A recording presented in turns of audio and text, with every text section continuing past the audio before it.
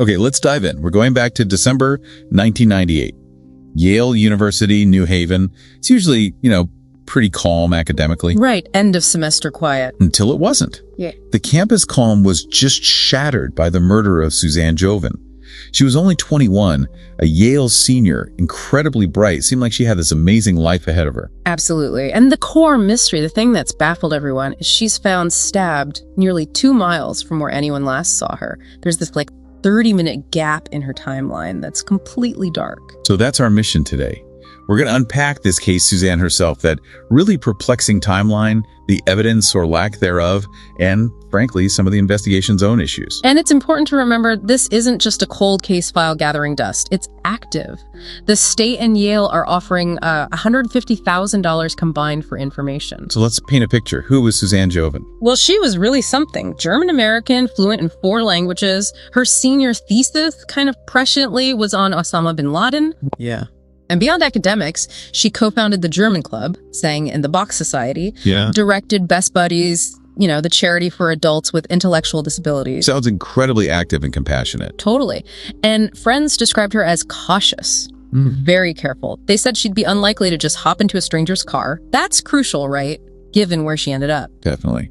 And the attack itself. You mentioned brutal. What details tell that story? Oh, it was devastatingly brutal. 17 stab wounds, head, neck, upper back, and her throat was slit. Oh my God. Yeah. But her wallet was safe, watch earrings still on her, so robbery doesn't seem likely at all. Rules that out. It points towards something personal, that level of violence, that overkill.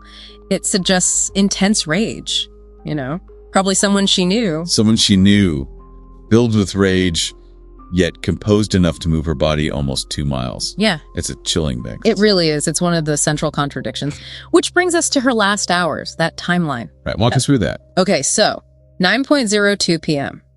Suzanne sends an email. She needs to get some GRE prep books she'd lent to, quote, someone. She needs them back to leave for a friend. And this someone. Never identified, still complete mystery, a huge question mark. Okay, what's next? 9:25 p.m. Last confirmed action. She returns keys for a university car to Yale police. Then, between 9:25 and maybe 9:30 p.m., she's seen walking on College Street alive. And then the gap, that 30-minute void. Exactly. The time between that last sighting and when she's found, it's just empty. But things were happening near where she was eventually found. Yes. Around 9:35 to 9:45 p.m., witnesses near Whitney Avenue that's close to the discovery site reported hearing a really loud, heated argument. A man and a woman. Some even heard screams around 9:45 p.m. Not just minutes later. 10 minutes, 9:05 p.m. A passerby finds her. Edge Hill Road and East Rock Road. It's kind of an affluent area. Lots of Yale faculty live there. She's stabbed, but still alive. Still alive. But she didn't make it. No. Pronounced dead at the hospital at 10:06 p.m. So let's talk evidence. What did they actually find at the scene, besides the obvious horror? Well, lodged in her skull, they found the tip of a knife, carbon steel, not serrated, maybe 4 or 5 inches long. Okay. Anything else? Yes. And this is big. A Fresca bottle near her body. It had Suzanne's fingerprints, but also, crucially, an unidentified partial palm print. A palm print? That sounds like a solid lead. You'd think so. But unbelievably, that bottle wasn't submitted for DNA testing for years. Years? Why? That's part of the problem, a real oversight. And then there was DNA under her fingernails. Male DNA. Huge news. Definitely a breakthrough. It seemed like it. For a decade, they were comparing it. But then, November 2009, bombshell. It was contamination from a lab technician. You're kidding. All that time, all those comparisons, useless. Completely useless. A decade of work down the drain.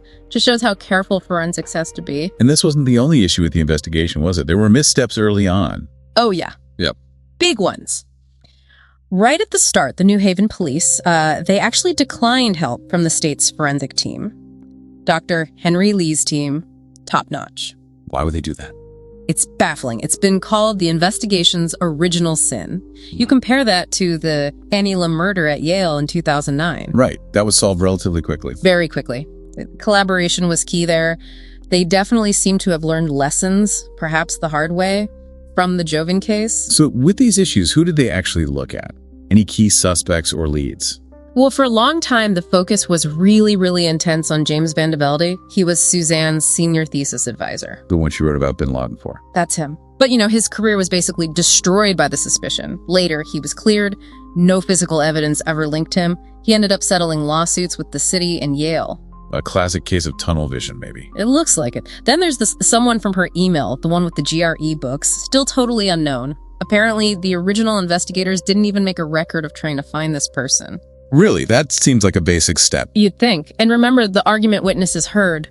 There was also a witness who saw a man running near the crime scene around 10 p.m., running like his life depended on it. Did they get a description? Yes, but a police sketch based on that description, only released a decade later. A decade? Wow. And what about these online theories, like the Bin Laden thesis connection? Pure speculation. Honestly, there's zero evidence to support that. Just noise. So, summing up, the Suzanne Jovin murder, it's still active, still one of Connecticut's biggest cold cases under the New Haven State's attorney now.